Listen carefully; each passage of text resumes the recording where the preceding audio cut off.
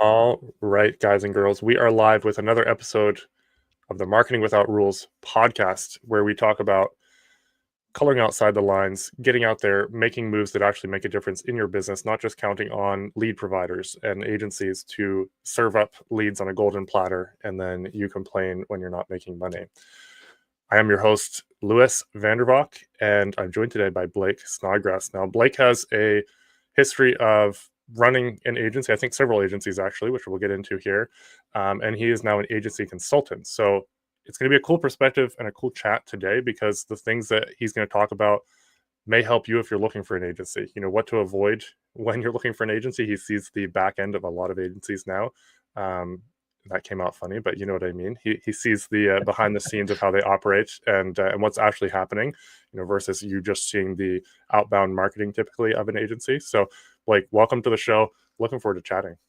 Thanks, man. Glad to be here. Look forward to chatting as well. That was an awesome little intro about whatever your slogan was after you said the name of your podcast. It was pretty direct. Coloring outside the lines. You know, making moves that actually matter. But yeah, looking forward to chatting. Give people a little background. I know I alluded to it there in the intro.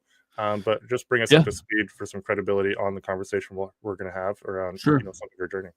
Totally, man. Yeah, I've been in the marketing and advertising space for right around a decade. I graduated from college in 2012. Right out of college, I started working full time at a church that I was heavily involved in. So I worked in ministry.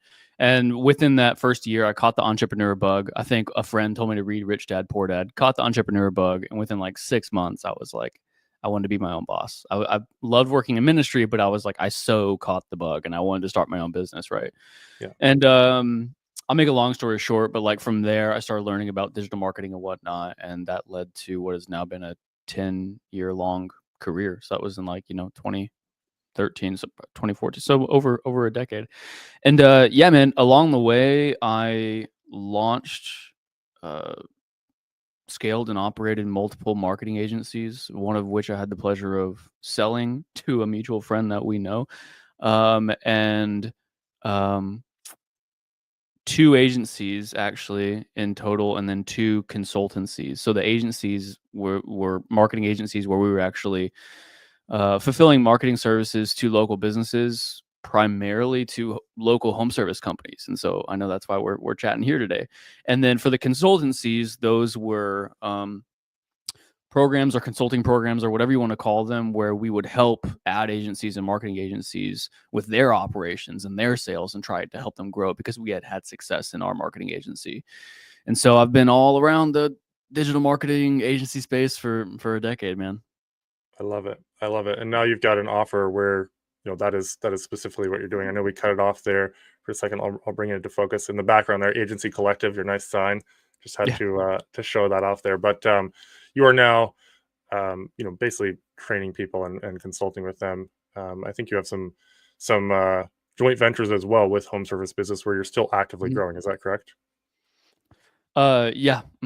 Yeah, we have, so not only do we have Agency Collective, but I have a couple ancillary companies as well. And so I still own at least parts of companies, have equity in companies that help home service businesses. And so Yeah. what's funny, man, is like, and I'm sure we're going to dive into this, but like working with so many agency owners after having worked with so many home service companies, we're talking hundreds of home service companies when I had my client facing agency, and now with a consultancy working with hundreds of agency owners, the struggles between those two groups of people are very, very similar.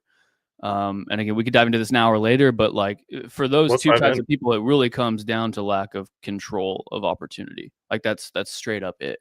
Like Yeah. when I was selling marketing services to home service business owners, like the issue most of the time was that they didn't have control over their lead flow. It's like, oh well, what do you mean, bro? Like I get 100 leads a month from Home Advisor and Thumbtack and Craftjack and all these things. And it's like, yeah, they're the ones with control, buddy. like that's their lead flow, and you're renting it, FYI. And so when the lead cost kicks up or the lead flow slows down or like whatever, they're screwed, right? They never actually get to the point to where they have their own marketing assets that they control, own, and operate. And then go into like the agencies, like 9 out of 10 agency owners that I work with are struggling because they don't have any control over their inbound, like their client inflow, right?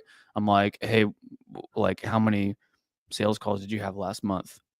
Two. Where did they come from? They were referrals. And it's like, okay, well, you can't just pray to the referral gods that you're going to get more referrals next month. Like you need to have a controllable, steady stream of opportunity inflow. And so both of those groups of people struggle with that same issue, like big time. Like That's that's, business owners in general, right? They I just was don't. just about to say that. I was like, well, what I'm saying kind of applies to like everyone. You can't have the build it income, they will build it and they will come mentality. Like you have to learn how to generate opportunity. Let's continue diving into Yeah. this theme here. What and I think there's some tangents we're going to take too: SEO, PPC, organic marketing. Hmm. Um, let's dive into from the home service side.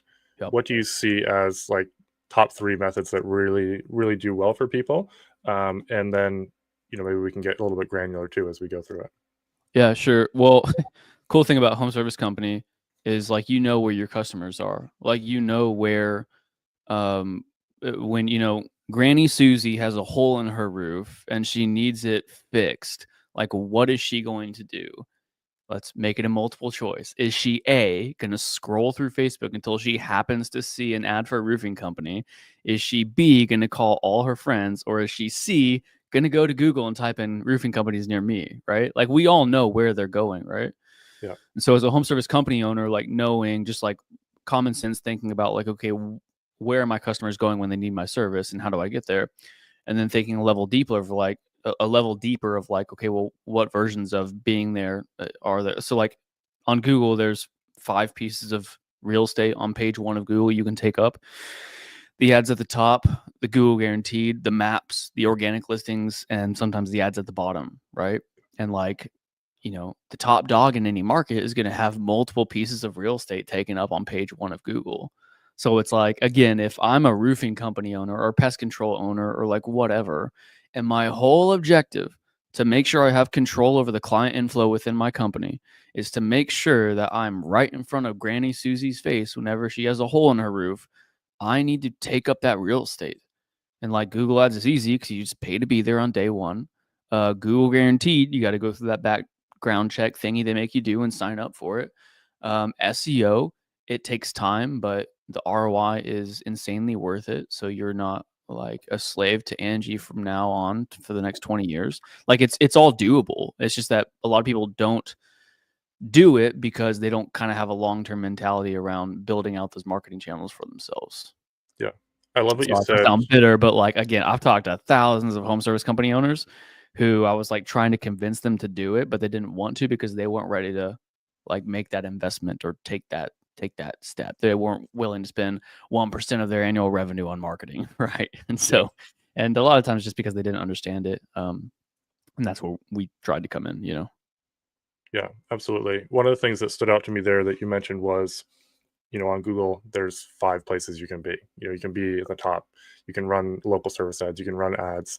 You can show up in the map pack. You can show up organically. I think the message here, certainly that I would want to give, and I'd love to hear your thoughts on this, would be try to be in more than one place at once. You need to be on Google. You need to be on Facebook. You Yeah. need to be in the multiple places on Google if you can. Like if you're really looking for domination and really looking to control your lead flow, Yeah. these are the things that you need to be starting to think about. Okay, maybe I can't do it right now on day one when I open my business.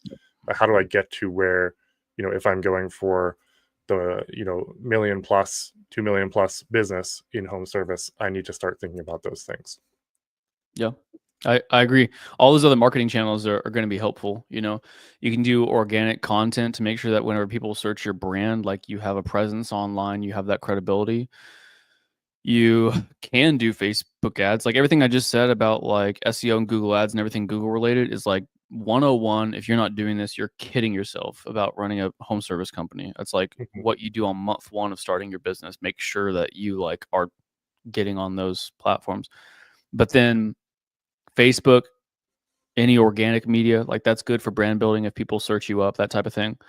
Facebook ads, Instagram ads, like those ad platforms still have a place, but you're better off using them if like you're already getting traffic from Google and these high intent sources, and then you're retargeting that traffic on the social media advertising platforms. So like all that stuff is good. Canvassing neighborhoods that you recently did a job in, other different types of local marketing, like all those things are good. Like there's a whole flywheel of different local marketing tactics you can utilize. But back to the Google stuff, it's just like that's stuff you need to get up and running on month one. If you find yourself saying, "Oh, I wish I had more customers," at all to any degree, like you need to be on those Google platforms. Yeah, at a minimum, Google Business Profile and At a and minimum. a website. Let's talk. You mentioned you talk to a lot of clients and potential clients when you were running your own agency. Yeah. People, you also mentioned, they weren't ready to invest any of their money, or they tried it before and didn't want to do it again. A lot of people have been burned by agencies. Totally. Can we go like behind the curtain a little bit around the agency space? And, we can talk about some of the things that, people have been burned on, but what should people be looking for, and how do they know that their thousands of dollars are going to the right place?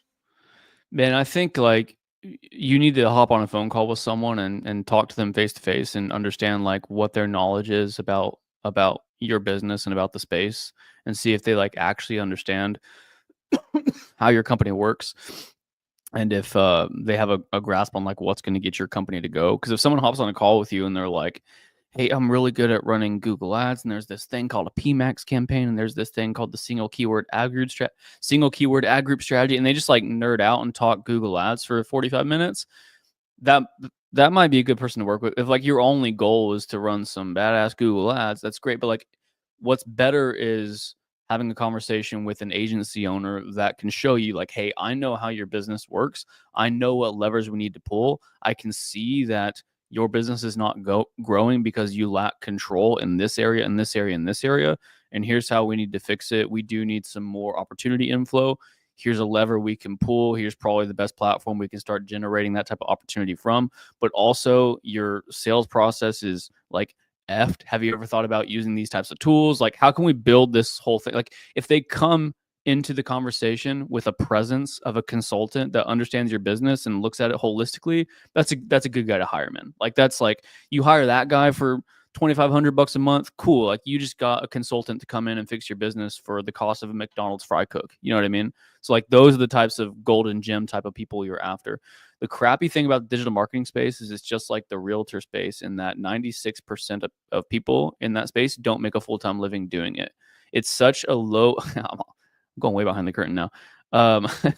People are I've like, never heard "Damn, the Blake, I thought you comparison. were an advocate for digital marketers." But like, I mean, dude, it's true. It's a good thing and it's a bad thing. It helps like the real ones. It makes it a little bit easier for them to stand out because there's a lot of bad ones. But the thing is like getting into the space, and again, it's definitely a parallel with like realtors and some other industries where, again, statistically, like 96% of people don't make a full-time living doing it. It's a very low barrier of entry to get into the space. And so whenever you talk to someone on a phone call, like if you're a home service company and you're vetting an agency or talking to a digital marketer, you want to make sure that they like truly didn't just get started yesterday, that they understand not only the digital marketing strategies that they're going to be rolling out for you, but they also understand like business at a high level, understand your business. And again, they come in with a more holistic consultative approach on like, okay, I'm actually truly understanding where you're at, and let me provide some recommendations and solutions of like what levers we can pull to fix this. I think a really good thing to look for is like, what kind of questions are they asking you on that call? When you meet with an agency, this is probably a better and much more simpler answer to your question, Lewis. When you meet with the agency, like what kind of questions are they asking you? Are they asking any questions at all? If they're just getting on there and being like, "Oh, so you need more leads? Oh, yeah, we can do that. We'll run an ad and yada yada, and there out pops the leads, and you're golden." That's like kind of concerning. Like, they should be asking you some pretty detailed questions. If I get on a call with a home service company, and if my intent truly is to help them grow, and I want to utilize multiple different digital marketing tools in my tool belt, I'm going to start asking them a bunch of questions about like their company and what's the main service and why is it the main one they're promoting? Is it the most profitable? And like, what locations are they serving? And could they expand to multiple locations if it were to help our marketing? And what marketing have they tried in the past? What's their current revenue level? What's their goal revenue level? What's preventing them from getting from A to B? Like, I want to know I want to know the tea. I want to know all of it. You know what I Yeah. mean? So that way, I, as a consultative type of digital marketing expert, can put that spaghetti bowl of information in my brain, and if I know what I'm doing, out pops, some solutions and some recommendations of what we can do, right? So any digital marketer you hire should be asking you an onslaught of questions whenever you meet with them. Yeah. Did that answer your No, question, that was a Lewis? gre't question. I love Okay. the comparison to realtors, Yeah, because it's I mean, you've been in 10, 14 years. yeah, I've only been in the marketing space for like 5 years, and there's a lot of people that have started and a lot of people that have stopped. sure, yeah, And you see that with realtors. I say this to my clients: is only go after the top 1% of realtors. Everybody else is just playing around, and you're going to waste your time trying to build that relationship because they might sure. sell 1 or 2 houses a year. Get with the guy that's selling 10 to 30 houses, Mhm. a month, Yeah, and then you'll really have a flow of leads because they're going to have more people with more problems. yeah. But yeah, that's super interesting, Yeah, because it one thing is. I said a second ago about that was like, um, in regards to the fact that like there's a really low barrier of entry to get into the space. Yeah, Dude, you don't have to have a certification or a license to be a digital marketer, like a lawyer or a doctor or whatever. You can just, watch one YouTube video and say I'm a digital marketer or whatever, right? yeah, And for us, as like people who have run 6, 7, multi 7-figure marketing companies, truly helping like hundreds of other businesses grow their business, it's like that's like, damn, that sucks. You know what I mean? Like, to be in an industry where that's possible, but at the same time, it also makes it pretty damn easy for us to stand out. You know yeah, what I mean? yeah, Like, not to sound arrogant, but like when people get on a call with me, like if a home service company got on a call with me for a consultation about digital marketing, like they would know within 5 minutes that I know what the F I'm talking about if they're contrasting it in their mind against 5 other calls they had with people that were blatantly newbies, right? yeah, Like the skill gap becomes very apparent, like very apparent. And so it's kind of a pro and a con. It's like, low barrier of entry, that kind of sucks because our space is filled with people who are newbies. But at the same time, like it's pretty damn easy to look like a king in a sea of newbies. You know what I mean? right, right, So there's that. There's that yeah, upside, if you will. yeah. Interesting perspective. Definitely, if you're shopping around, make sure you get a feel for what you actually need. And sometimes I talk to a lot of people that don't know what they need, and that's scary because Sure. again, I can just sit here and be like, oh yeah, we're gonna solve all your problems. We're gonna solve world hunger and world peace and your lead flow all in one by just turning on this ad. That's often not the solution. So interesting perspective there. Let's switch to SEO and PPC. You mentioned Cool. one is long term, one is kind of turn on the faucet and go. Yeah. You've got a sweet calculator that kind of runs through that process, but talk to it in a way that people who are listening can understand that. I think you put it very well, better than I ever had. So I'd The love to hear ROI that. calculator thing, or like the Yeah, SEO the versus ROI PPC, calculator, but all that. also SEO versus PPC. People are asking Yeah. that question all the time. Which is better, and it's not necessarily my perspective is neither is better. They're different tools for different solutions, and not everything is a nail, and you just have a hammer. Yeah. It's just like what's better, the multivitamin you took this morning or going to the gym consistently for a year? It's like they're both necessary. They both kind of serve different functions. Like they both are heading towards the same goal, but just like different functions. I would consistently tell people like, um, SEO does take time. We should do it, as made evident by the billion-dollar companies like Thumbtack, who have been doing it for 15 years, and that's why they have 100,000 leads per day to sell you and all your competitors. Like, the evidence of should we be doing it is like right there in your face every day. Yes, you should be doing it because you want to hold that real estate, like we talked about on Yeah, Google, just like they do. But most people are iffy about making that investment and getting started because it will take a long time. Google Ads is like you can pay to be at the top of Google like day one today, right? So it's almost like a steroid shot versus like working with a personal trainer every day for a year. I like the personal trainer analogy because it's like it's the same thing. It's like I need to invest consistently on a daily basis, and I will start to see results. Um, Not sure if I'm explaining this too well, no, that but that's yeah, SEO, like what you're doing is you are optimizing your website on a daily, weekly, monthly basis Let's back up a little bit. Like, let me explain it as if I was on a consultation call with a home service company, right? On Google, like, what is Google's job? Google's job is to serve up the most relevant result for what someone types in the search box, right? Someone types in like roofers near me. Google's going to look at all of the roofing companies in your specific city, look at the content on the pages of those websites, see like how many pages they have. So it's like quantity and quality, how long that website's been around. It's going to look at the website in its entirety and then serve to the user the most relevant search, right? Or sorry, the most relevant results and web pages, right?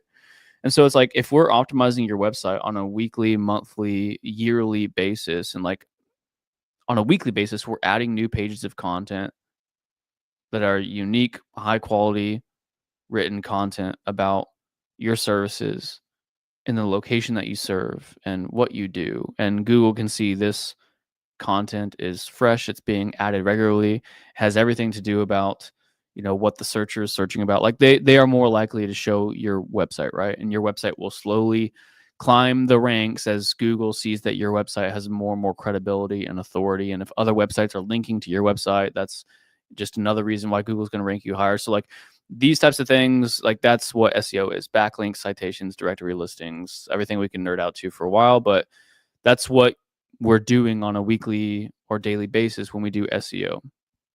It takes time, right? We can't just like add 1,000 pages to our website and then Google's going to say like, oh, this website has a shitload of content, let's rank it to page 1. So it takes time. And then with Google ads, you can in fact pay to be on page 1 of Google on day 1, but it's just more expensive in the long run, right? Yeah. And so I did have a lot of home service companies ask me like, well, if I could just pay to be on page 1 of Google on day 1, like why won't I just doing that? Why won't I just do that?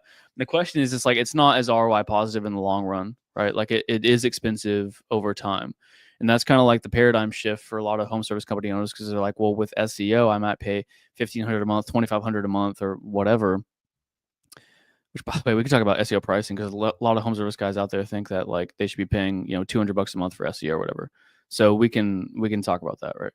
But a lot of people out there think like I'm paying $1,500 a month or $2,500 a month for SEO.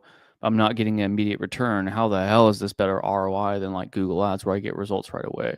And that's where the ROI calculator thing came into play, Lewis, where I created this like 12-month long spreadsheet that showed you like, hey, if you're investing, let's say $2,000 a month in SEO over 12 months, and then $2,000 a month in Google Ads over 12 months, like here's the results you're gonna get, and here's the speed at which client acquisition from SEO ramps up and all that stuff. And what you find out is like, if you're just doing Google Ads, I'll use roofing niche as an example. Like if you're just doing Google Ads for roofing, your cost per new customer acquisition might be like $800, $900, $1,000, something like that. And then if you incorporate SEO, the cost of SEO might mean that goes up to like $1,500 for the first 2, 3, 4 months, because you have that extra expense. But as you start moving up the ranks in SEO and you start getting more organic traffic to your website, in addition to the paid traffic to your website, what happens is you start to increase your customer acquisition, therefore decrease your customer acquisition cost, and your customer acquisition cost can dip below what it would have been if you were only doing Google Ads. So like I have two choices. I can like either run Google Ads for the rest of my life and my customer acquisition cost is always going to be like $1,000, or I can do SEO and Google Ads and know that my customer acquisition cost is going to be high for the first 6 months. But then after 6 months, once the SEO traffic kicks in, it might dip below 1,000, go to 900, 800, 7, 6, 4. Like we've seen it as low as 4, 300, because Dave's Roofing has been doing SEO for 4 years and they're plastered to the top of Google, and 3/4 of their deals come from organic traffic. They hardly even need Google Ads anymore. Yeah. So it's like this guy who's invested in SEO for 3 years, his customer acquisition cost is $300. And then we have, Danny the roofer over here who doesn't want to invest in SEO. So he's stuck paying $1,000 a pop per customer acquisition just from paid ads, So the ROI calculator I made a while back, which was like a presentation tool when I was talking to home service company owners, was like an illustration to show them the math behind it. It's like, dude, I know that this is an investment, yeah. But just like any other worthwhile investment, real estate, blue chip stocks, whatever, like there's a tipping point where it's going to start becoming profitable for you, right? Yeah. But and here's another topic we could dive into if you wanted to, but like the cancer in the industry right now is like these billion-dollar companies like Thumbtack or Angie or whoever implanting into your mind that the way to grow your business is the quick win, dopamine hit type stuff. Buy leads, get leads now, lead vending machine. That's the way to grow your business. I And want to so dive into that is that. like so contrary to invest money now and slowly you will start to see results. It's legit like the if someone was It's like tempted to crack. take a steroid shot Okay. versus putting in the work in the gym for 12 months. It's the same type of trap. You know what I mean? It's interesting that was a major reason I wanted to start this podcast. Actually, so I Okay. have a term where I talk about hunters versus gatherers. So there's the people. The gatherers are those who are hooked on the steroids, and they just want the quick wins, the Angie's leads, the Google ads. They want lead providers to serve them up. And then Yep. there's the hunters who are going out and they're figuring out how to get their own leads. They're Yep. either investing in SEO, they're doing community networking, they're doing all these things, and so there's that dichotomy there with every business, agencies, home service, every business around the world. It's human nature, right? Do you Very take the true. steroid We want it and we or do want you it go to the fast. gym? Yeah, Yeah. the quick fix. It's, So yeah, definitely can dive into that. That is the whole theme of the show. that's great, man. Yeah, it's just the I'm gonna pop a cough drop really quick. I told you I was getting over this cold. It's just the whole theme of like, we naturally want quick wins. Delayed gratification is really difficult. That whole thing. Um, as you know, I'm a consultant. I work with business owners, and so I'm constantly thinking about like new lessons and new ways to explain different business things. And one thing I've been thinking about a lot lately, and I actually drew it out on a graph, is just this concept of like, let me actually pull it up. It's right here. It's literally right here on If my you've on got my. it on another screen, we can share it because we've got the I can video screen version. share. Yeah. Let me So see really quick. This is gonna really apply to kind of all businesses, but it's right on topic of what we're talking about here. So I click on present, yep. screen So if you present share, now, it'll show up there. entire screen. Oh, Okay, so there we go. can you see my desktop? Yep. Can you see this graphic I made right here? Whoops, right We there. did for a second. Yep. Okay, cool. So, really quickly, this is just a random concept I kind of thought up, but I think it's really applicable to most entrepreneurs. It's kind of this wheel of like voluntary or involuntary pain and pleasure, right? So like involuntary, let's start here. Voluntary pleasure is let's put this in terms of like fitness. Voluntary pleasure is like binge eating and leisure and not going to the gym and stuff. Like voluntarily like, living fat off the hog or whatever they say, right?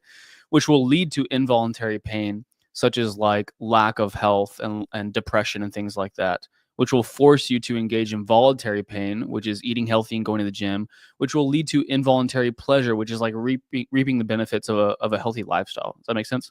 Yeah, it makes a ton So of this sense. applies to like basically any human who is trying to engage in delayed gratification. Delayed gratification and investing in their future self, really. So let's put this in terms of what we were just talking about, right? Like voluntary pleasure is those quick wins, like buying leads from lead sources on platforms you don't own and control, Mhm. which will tend to lead to involuntary pain of like, well, you don't have control. So if lead cost rises or lead flow slows down, you're in a boat without a paddle. You're kind of screwed. You don't have control over the customer inflow within your business, which is very bad, which will lead to the voluntary pain of you realizing that you have to do something about it and maybe start to invest in your own marketing channels and whatnot. And then involuntary pleasure is like the reaping of the rewards of having done so. Does that make sense? That makes a ton of sense. Yeah, it's kind of the So it's just like, yeah, I hope you like that I'm probably gonna teach that lesson pretty soon to my consulting clients, but it's so applicable to like all entrepreneurs pretty much, right? And so this whole concept of like if you're a home service company owner, you can either do that like voluntary pleasure thing where you want the dopamine hits, give me the leads now, like forget the 3 to 5 year plan type mindset, delayed gratification. I just need leads now. But that will lead to you owning a business that is a slave to lead vending machines and not having control over the revenue inflow of your business, which is a very dangerous position to be in. Terrifying place to be in. Yeah. Yeah, yeah. No, that's, I mean, it goes back to the tough times make tough men, which make great times, which make soft men. It's a great way Thought to the actually apply same it to thing the other business. day. Yeah, Yeah. Agreed. yeah, super interesting. Long-term thinking is not something that comes naturally to us as humans. We've been programmed. I'm sure there's Andrew Huberman could probably go deep on the Yeah. psychological side of it. You know, we work so hard to get the next meal, and then when we have it, you know, we want to enjoy it for a bit, but we don't really have to struggle for much in our life anymore. I And think so, long-term thinking is a relatively new thing. Like if we look at history, and by relatively sure, new, I mean like circa 1900 and later, right? Like up until the Industrial Revolution and like those types of times, very much was about surviving and yeah, acquiring things that we needed, right?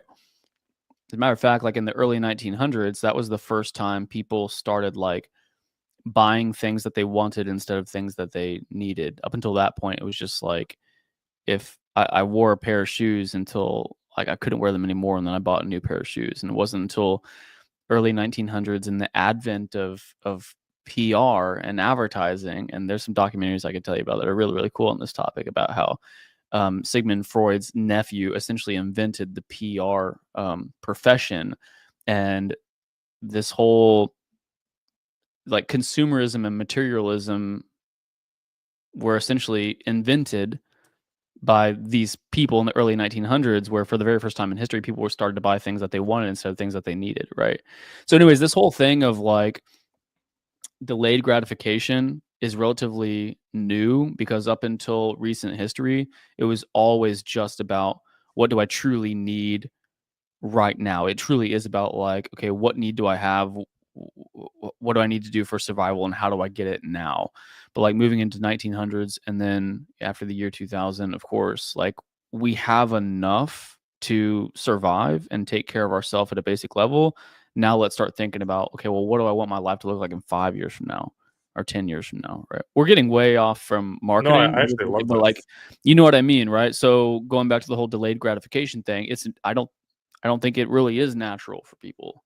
It's a developed skill that goes not only for home service companies, but you know all entrepreneurs. It's So a I actually want to remarkably veer back. happening field. I want to veer back into the philosophical because I'm enjoying it, and if I enjoy it, And hopefully one other person does. But do you think that we've lost because we don't have to focus and we don't have the clarity of, okay, I need to survive, and now we are in the we're even past the ability to buy things that we want now, not just what we need, but now it's almost like a requirement. You know, the keeping up with the Joneses. I'm sure keeping up with the Joneses was a thing when they were in caves. You know, is your cave better than mine? But it's so relevant now that there's yeah, almost it's like a standard that has been set societally. hmm Probably goes back to the PR and whatnot. That we've lost that ability to focus on things that really matter as a society. yeah, yeah. I agree. Status, right? But Man, so the documentary I watched was called "The Century of Self" or "The Century of the Self," mhm, and the only place I've been able to find it was on YouTube, and it's like 3 hour long parts, and yeah, it's an old film. It's an old documentary. But man, holy cow. Um yeah, they talk about like how again Sigmund Freud, his nephew, seems like Bernie or something, I don't know. Can't remember his name, but he essentially invented the PR profession in America. The government essentially was like contracting him to take what he knew about human psychology and get people to do what the government wanted essentially. And there were some very successful experiments, I suppose you can call it, that they did with the general population. And of course the big corporations caught on, and they were like, hey, how can you do that for us? Like, yeah, how can you make a character called Santa Claus that will help us sell more Coca-Cola?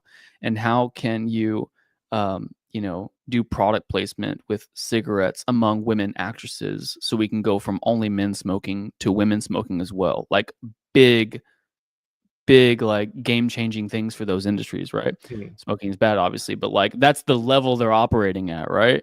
Yeah. And he like invented the PR profession to really hone in on like,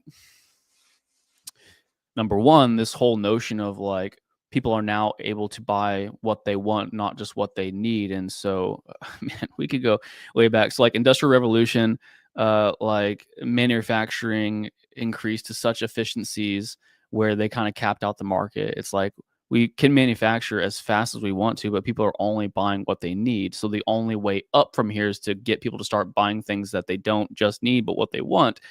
And so that plays into all this as well.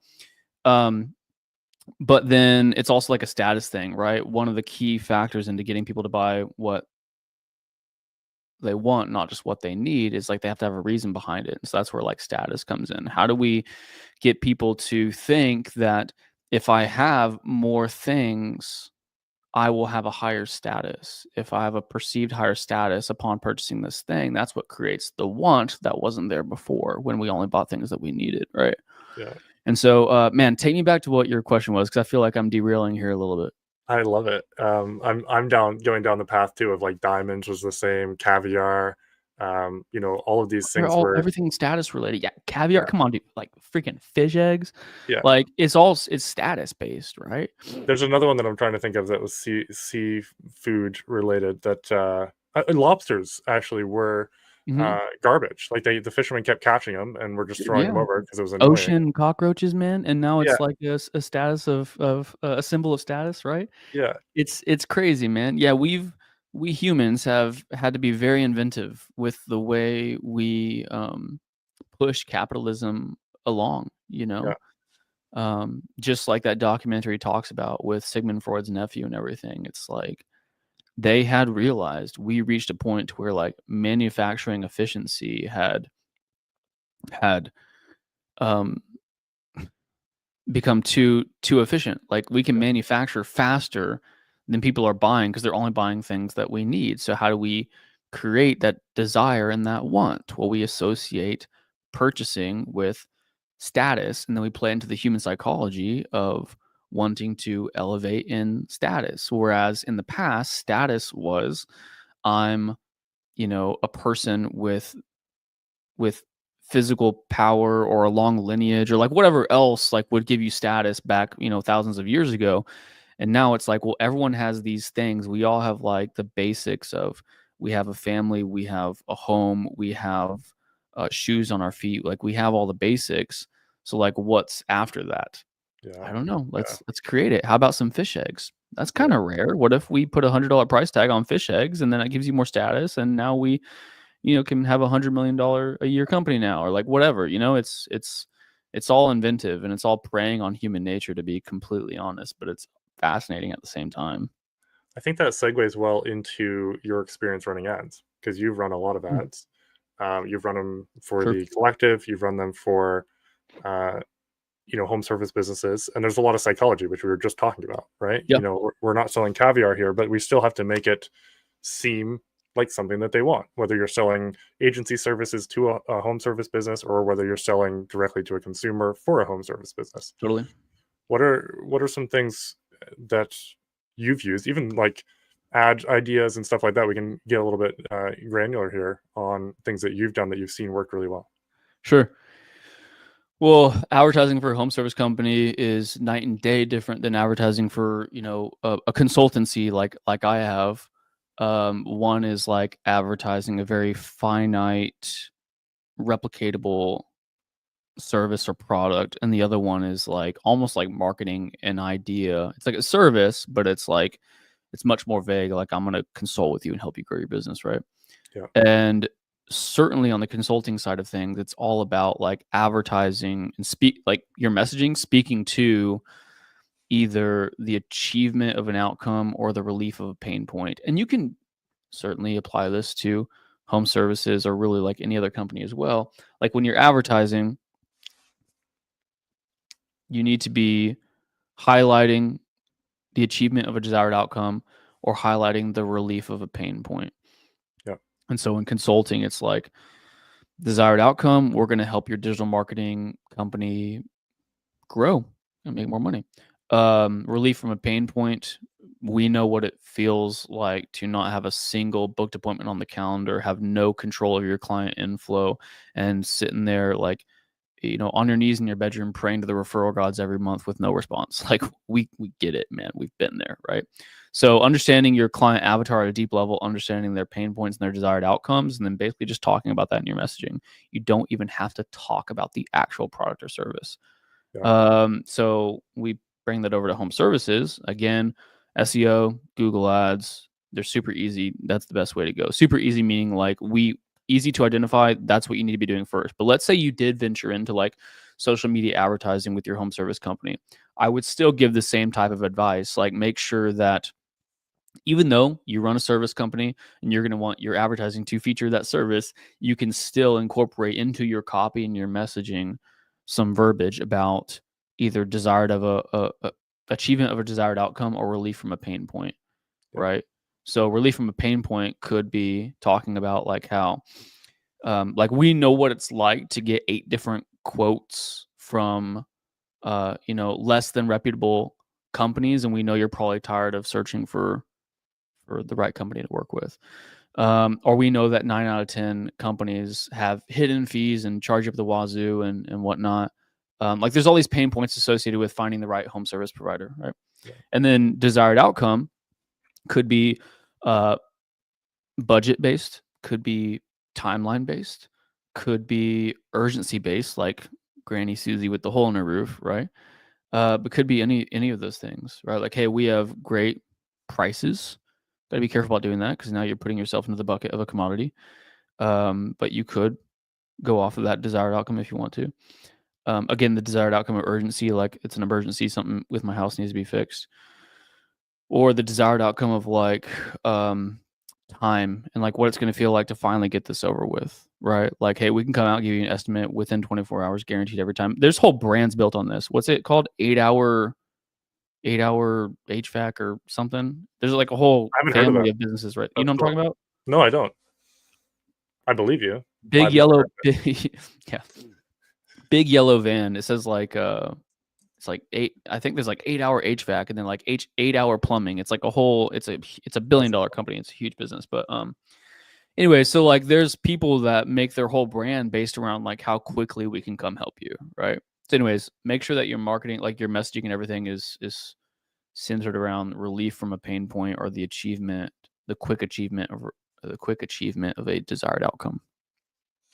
I think that can be applied not only to ads, but also to just the posts that you're doing organically, right? So if you're Sure. consistent on your social media, which you should be, even if you're not running ads or paying an agency to run your social ads, that same messaging can be used. You're a story with a client. They had this going on, and we came in and solved this problem for them. Or they called around and had someone come out and they did a halfway job, and then still need help, and so it's going to cost them more, but we were able to come fix the problem and diagnose it, right? Stories like that around pain and pleasure. Again, it goes back to your voluntary involuntary wheel. People want to just have their problem solved for them. Yeah. Also, another thing you just mentioned, another word you mentioned was story. Like stories are very, very powerful when it comes to advertising and organic and everything, right? This could be cut and dry, like a testimonial in one of your ads, or it could be like an actual story. Man, I saw a TikTok the other day that went insanely viral. And it was this landscaping company owner who has a TikTok, and it was just a short TikTok that told the story of this very old, like elderly woman who was having trouble taking care of herself, and he went up to her and offered to clean up her yard and fix up her carport and just do some things for her, and it went viral. And he made another video where he kind of like interviewed her a little bit and told her story and how kindly like what he was able to do that helped her a little bit. And then that went insanely viral. And then they set up a GoFundMe for her and did a third video, and they raised like $700,000 for this old lady. It's like the most beautiful, amazing story. Like I almost cried watching it, bro. Like thinking about this lady. You should see this video, man, because like the I did see kindness it of the this other day. guy is Yeah, so amazing. What's It that? popped up. It popped up in my reels. I know exactly what you're talking about. Like Okay, this so landscaper just crushing it while really helping someone too. yeah, and like he did it out of the kindness of his heart, and it like the intent is good, but also that guy's business blew up. You know what I mean? And he helped someone in such a major way as well. But like helping people, um, storytelling, like your ads don't have to always just be like, hey, our prices are slightly better than the Joneses down the street. You know, like tell stories, take into consideration relief from pain points and desired outcomes that are not just about like the service. Like think like mentally, like what's it gonna feel like for them to have that hole fixed in their roof? You know what I mean? Like think about the emotional side of that. Like think about how much stress it can cause you if um whatever, something is wrong with your home and you need it fixed fast, right? Like think Yeah. about the emotional side of things, the storytelling side of things, relief from pain points. Like that should, if anyone's watching this in the home service space, like that should get your juices flowing about like, okay, well, what could I make my ads like? What kind of copy could I write? That's not just like, hey, we do this service at this price. It's Because when you almost say never that, about when you price. say I do this service at this price, you're just positioning yourself as a commodity. And when you position yourself as a commodity, the only lever you can pull to grow is make your price even cheaper. And like that, you don't want to race to the bottom. You just don't want to do that. Yeah, yeah. Interesting thing with that landscaper. Um, I thought it was really cool because he went and set up a trust. He's like telling her, Saw he's that like too. Yep. telling her the stuff, and she's just like absolutely blown away. She has no idea how to handle it. Yeah. And he's like, and we set up a lawyer. We're gonna meet with him next week with you. Get a trust set up so that you're not taken advantage It was of. so cool. It was so cool. Like, and that's going the extra mile. Like again, it's not about money for most people. It's about our, their perceived value that they're getting versus what they have to spend. And if you can help them understand the value and what you bring to the table, people will pay anything. People will pay for caviar because they think there's value in it, right? Yeah. And like let me just use the example of like a roofing company really quick. Like there's no matter how boring it is, there's at least going to be a little story with like every job you come across, right?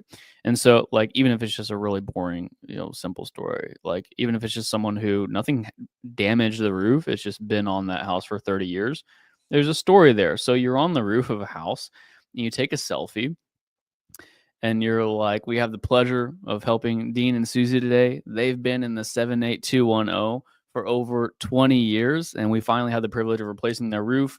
Check us out, yada, yada. Like, that was just a mini story of like, there's an amazing couple, been in this area for 20 years. Now we're replacing their roof, love serving this area. Just like making it not as cut and dry as like, hey, we can replace your roof. Like, here's what it costs or whatever. Like, talking about people, talking about stories, like, It sells. that guy that we know who went viral or whatever, there's several guys like doing that type of stuff, and home service company owners should kind of like take a note from that and watch some of that content because there's really good organic ways to promote your services for sure. There really is. People love stories. And you mentioned there with Dean and Susie, like you mentioned their names, you mentioned how long they've been in the area, and then you're excited to serve them. That alone is a story that people want to get behind. Oh, maybe I can be the next one. Hey, I live in that area. And Exactly. there's things that people want to be involved in, to the point where, in an extreme example, people are donating 700K to a lady they've never met because of the story that was being told by a landscaper dude. Yeah. Yeah.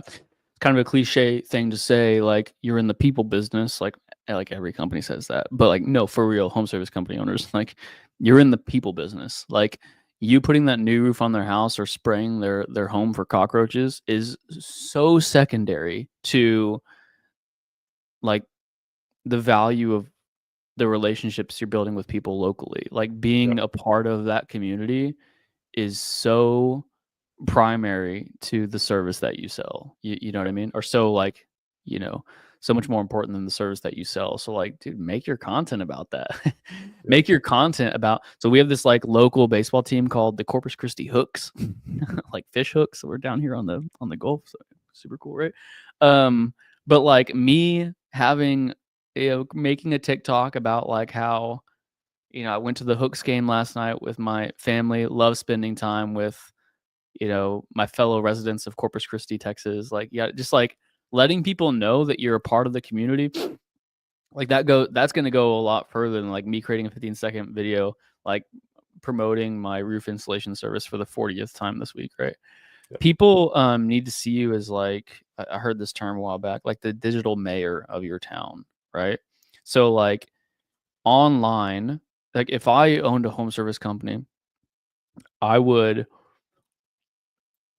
do like content and local advertising and everything in such a way to where people didn't just get to know like my company, they would get to know like me and my values and me as a member of this community. Like that's what I want to look like and appear like online. I Yeah. would grow my company's brand. I would do primarily SEO and Google ads, start bringing business in, but I would also start to grow that kind of like personal brand type of presence. You don't got to like go out there and shake your butt and be a Kardashian. That's not what I'm talking about. I'm talking about just like sharing your personality online and letting people know that you're a part of the community too. I think that's super important. It's massive. It's massive. Well, Blake, this has been fun. This has been a fun chat. I agree. It was fun dipping into some like deep, like philosophical advent of PR, like crazy stuff we talked about, but that was super fun. Yeah, Ben was here listening for a while. Appreciate you, Ben. He says he was reminded of the demand increase. So does the perceived value when supply is down.